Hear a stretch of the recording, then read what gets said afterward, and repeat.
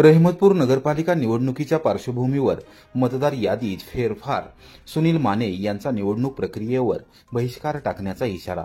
रहमतपूर नगरपालिकेची निवडणूक येत्या काही दिवसात होणार असून राजकीयदृष्ट्या मतदार यादीमध्ये प्रचंड फेरफार करण्यात आला आहे।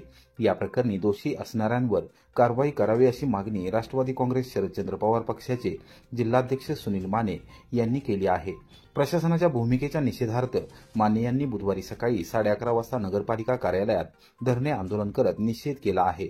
निवडणुकीच्या पार्श्वभूमीवर मतदार यादीमध्ये मोठ्या प्रमाणावर फेरफार करण्यात आला असून बोगस नावे समाविष्ट केली गेली आहेत।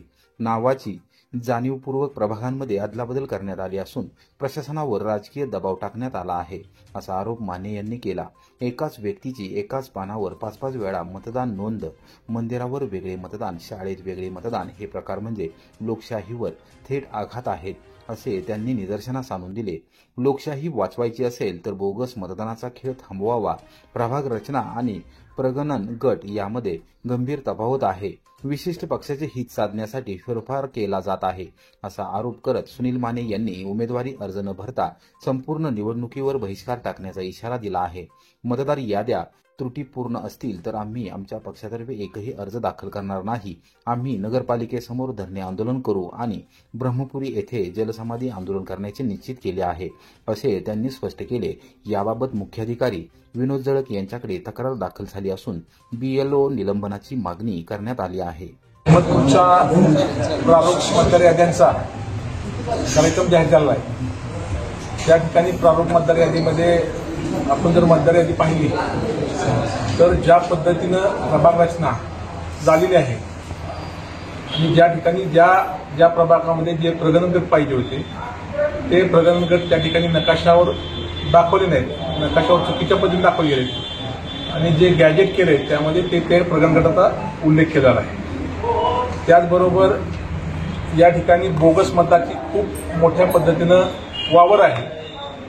गोळबाचं माळ ज्या ठिकाणी 10x10 ची खोली आहे मंदिराची, त्या ठिकाणी 16 ते 17 मतदान आहे। वसंतदादा पाटील विद्यालय ज्या संस्थेचा मी चेअरमन म्हणून काम करतो, त्या शाळेमध्ये त्या ठिकाणी शाळा जे 5वी ते 12वी भरते, जवळपास 1,500 मुलं शिकतात, तिथं राहायला कोण नाही, परंतु त्या ठिकाणी 22 मतं वसंतदादा पाटील विद्यालयावर नोंद केलेली आहे। आता या ठिकाणी शेडगेंच्या घरामध्ये त्यांच्या घरामध्ये जवळपास घर नंबर 14-19 त्यांचा घर नंबर आहे, ते त्या ठिकाणी राहतात, परंतु तिथं 18 ते 19 मतदान बोगस आहे। आता ज्या पद्धतीनं आपण काम करतोय, ज्या BLO म्हणून काम करतात त्या चव्हाण ज्योती अभिजित त्यांची 5 वार्डामध्ये स्वतःच मतदान ठेवायची।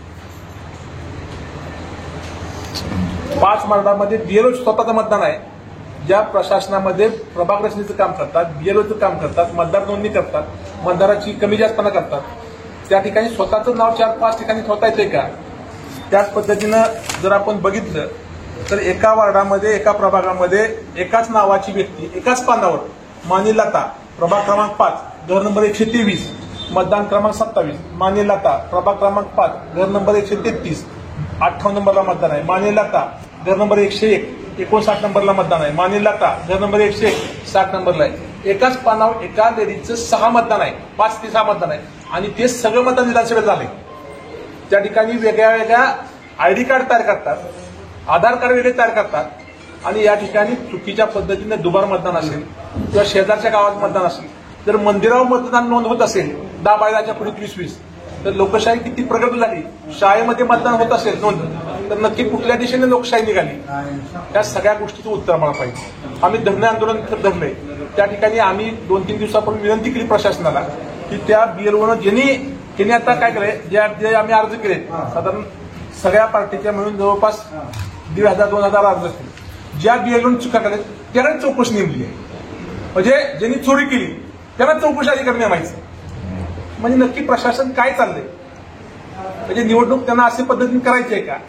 आमची भूमिका एक असेल, जर मतदार याद्या सदोष नसेल तर त्या ठिकाणी आम्ही आमच्या पक्षाच्या वतीनं कुठलाही अर्ज भरणार नाही। आम्ही त्या ठिकाणी नगरपालिकेसमोर बसून आंदोलन करणार आहे आणि जलसमाधी ब्रह्मपुरीला घेणार आहे सगळी।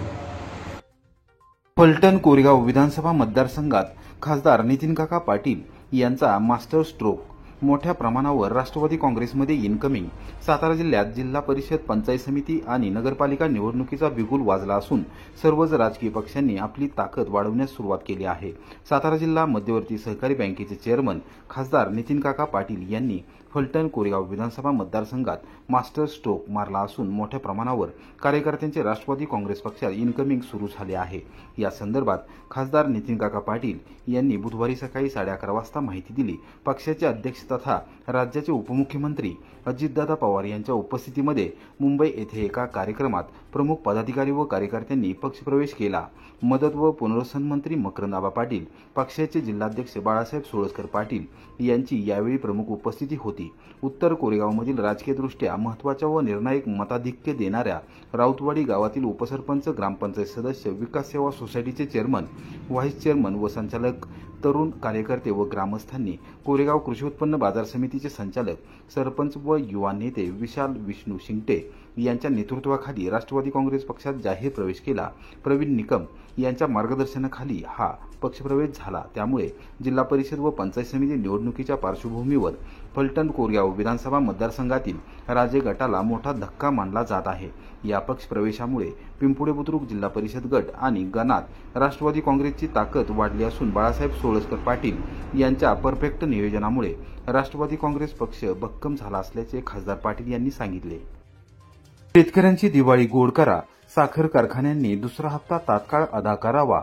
रयत क्रांती संघटनेची जिल्हा प्रशासनाकडे मागणी. अतिवृष्टीमुळे कंबरडे मोडलेल्या सातारा जिल्ह्यातील सर्वसामान्य ऊस उत्पादक शेतकरी यांच्या हितासाठी आणि त्यांना दिवाळी सण साजरा करता यावा यासाठी सातारा जिल्ह्यातील सहकारी आणि खासगी साखर कारखान्यांनी दुसरा हप्ता तातडीने शेतकऱ्यांच्या बँक खात्यावर वर्ग करावा. जिल्हा प्रशासनाने याबाबत पुढाकार घ्यावा अशी मागणी रयत क्रांती शेतकरी संघटनेच्या वतीने करण्यात आली आहे. संघटनेचे जिल्हाध्यक्ष मधुकर जाधव व उपाध्यक्ष देवदास जाधव यांनी बुधवारी दुपारी 3 वाजता जिल्हाधिकारी कार्यालयात निवासी उपजिल्हाधिकारी नागेश पाटील यांची भेट घेऊन निवेदन सादर केले. शेतकऱ्यांची दिवाळी गोड करण्यासाठी पश्चिम महाराष्ट्रातील अनेक साखर कारखान्यांनी दिवाळीपूर्वी शेतकऱ्यांना ऊसाच्या दुसऱ्या हप्त्याची देणी दिली आहे, तर काही कारखाने देणार आहेत. सातारा तालुक्यातील अजिंक्यतारा साखर कारखान्याने प्रतिटन 100 रुपयांचा दुसरा हप्ता थेट शेतकऱ्यांच्या खात्यात जमा केला आहे. अजिंक्यतारा कारखाना हा सर्वसामान्य शेतकऱ्यांचा ऊस गाळप करत आहे. इतर कारखाने देखील शेतकऱ्यांचा ऊस गाळप करतात. ते मात्र दुसरा हप्ता देण्याबाबत कोणतीही जाहीर भूमिका घेत नाहीत. हे दुर्दैव आहे, अशी टीका मधुकर जाधव यांनी केली.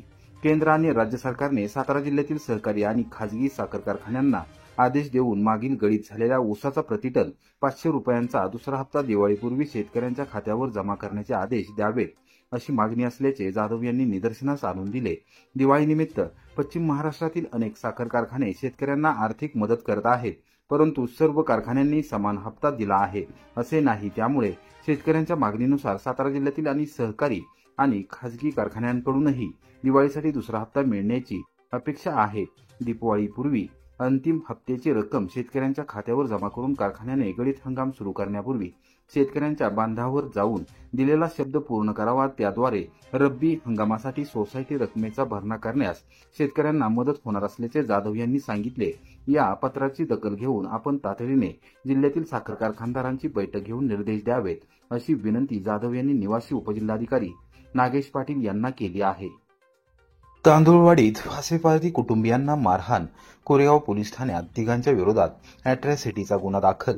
तांदुळवाडी तालुका कोरेगाव येथे मंगळवारी सकाळी 11 वाजण्याच्या सुमारास फासेपारधी कुटुंबातील सदस्यांना शिवीगाळ, दमदाटी करत लाथाबुक्क्यांनी आणि लोखंडी वेड्याने मारहाण करून जखमी केल्याप्रकरणी 3 जणांच्या विरोधात कोरेगाव पोलीस ठाण्यात बुधवारी सायंकाळी 7:30 वाजता अॅट्रॉसिटीचा गुन्हा दाखल करण्यात आला आहे.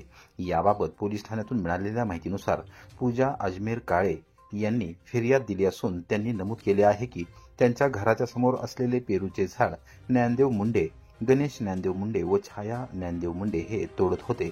झाड तोडत असल्याचे पाहून त्यांना झाड का तोडत आहे अशी विचारणा करण्यात आली. त्यावर त्यांनी पेरूचे झाड मोठे झाल्यावर आमच्या हद्दीत येईल म्हणून आम्ही तोडत आहोत. तुम्हाला काय करायचे आहे असे म्हणत त्यांनी फाशीपारधी कुटुंबातील सदस्यांना शिवीगाळ करत लाथाबुक्क्यांनी मारहाण केली। तसेच अजमेर काळे व अजय काळे यांना विळ्याने मारून जखमी केले। यावेळी तुम्हाला गावात राहू देणार नाही, तुमचे घर पाडून टाकीन अशी धमकी देत जातीवाचक शिवीगाळ केली। या प्रकरणी कोरेगाव पोलीस ठाण्यात अॅट्रॉसिटीचा गुन्हा दाखल करण्यात आला आहे। उपविभागीय पोलीस अधिकारी राजश्री तेरणी तपास करत आहेत। त्यानंतर विश्वास मोरे आज पारधी समाजाचं तांदूळवाडी येथे 12 गुंठे जागा घेतली। 12 गुंठ्यात स्वतःच्या हक्काच्या जागे पेरूचं झाड होतं। समोरची व्यक्ती गणेश मुंडे हे पारधी समाजाच्या हक्काच्या जागेतलं झाड तोडत होते। अक्षरशः गणेश मुंडेंचा अधिकार नाही पारधी समाजाच्या जागेतलं झाड तोडायचं। त्याच्यावरनं वाद झाला आणि अजमेरची बायको, पोरं, सुना आणि त्याच्या बहिणी आणि बाची हे सगळे तिथं सोयाबीन काढाय होते।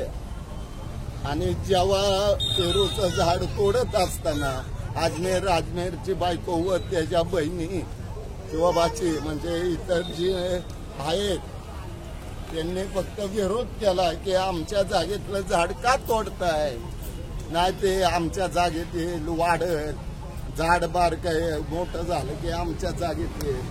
परंतु माझा एकच इशारा आहे, अजमेरची जागा आहे, अजमेरच्या जागेत अजमेर झाड लावल नाही तर घर बांधल, सोयाबीन करत त्याची पारध्यांना पण जगू द्या, तुम्ही पण जगा। जर पारध्यांच्या नादी लागा तर वाईट होईल, त्याच्यामुळे यांना पण जगू द्या।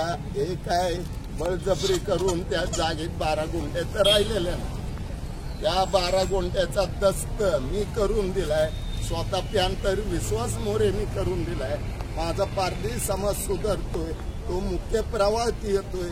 गाव कुसाबाहेरचा जो पारधी आहे तो आता गावात येतोय, 4 माणसात फिरतोय। कॉलेजची पोरगी माझ्यासोबत आहे, त्यांची नातू शाळेत जातात आहे।